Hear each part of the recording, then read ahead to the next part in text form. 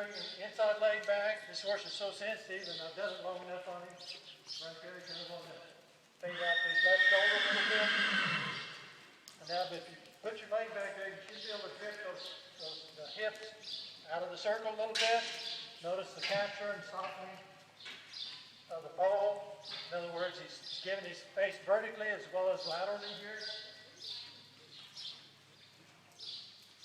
And if they're doing this little circle correctly, if they don't give to your leg, you kick on a little bit, and you elevate your face. Then you kick them up in there a little bit stronger with your leg. I had my spurs out this morning, so it was a little more responsive to it. And then when they feel soft and consistent, you just take your legs off, give them slack, and they should just come to a dead stop all by themselves. You don't have to pick up and pull. And this is the foundational thing that I do to teach a horse to start stopping.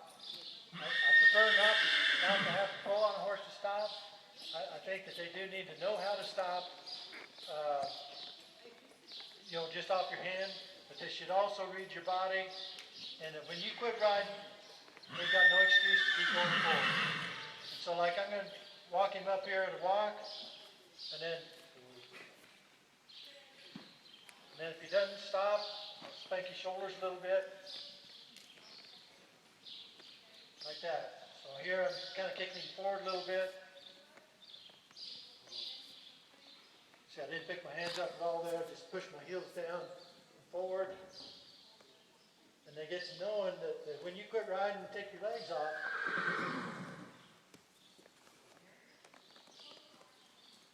this time I'm going to do it, and I'm not going to say whoa to him at all. Just use my legs.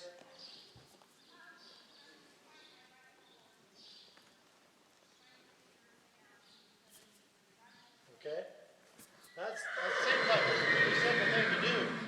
But try it if your horse hasn't been taught how to listen to your legs and everything.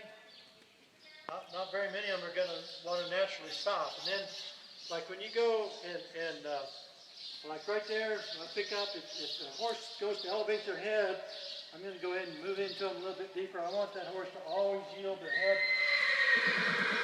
down vertically, drop their neck, and drop their head, drop their chin, like that. And when they'll do that for you, it has a kind of a relaxing thing.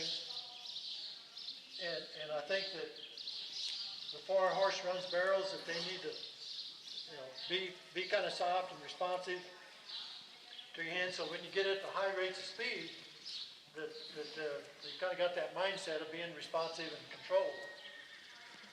So after I've done that little exercise there, then you can step them off into the ball.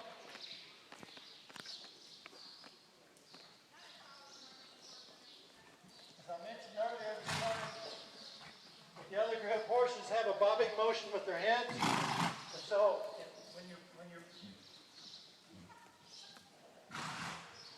load, you'll work your hands synchronized with that horse's head, and that horse's head's down. It's also the same motion that the saddle horn is in.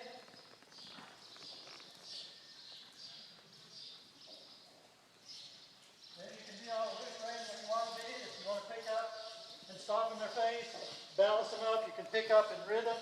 It's never a steady fall. So whether it's slow like this or fast, the stride just lengthens the faster you go.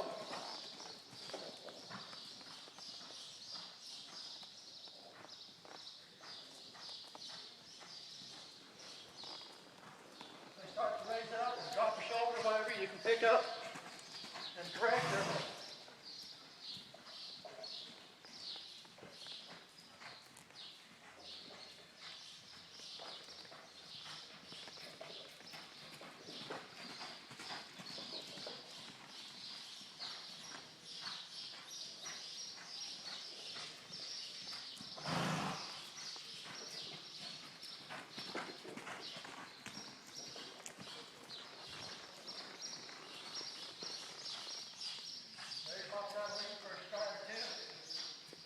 Kind of wanted to drop that shoulder a little bit.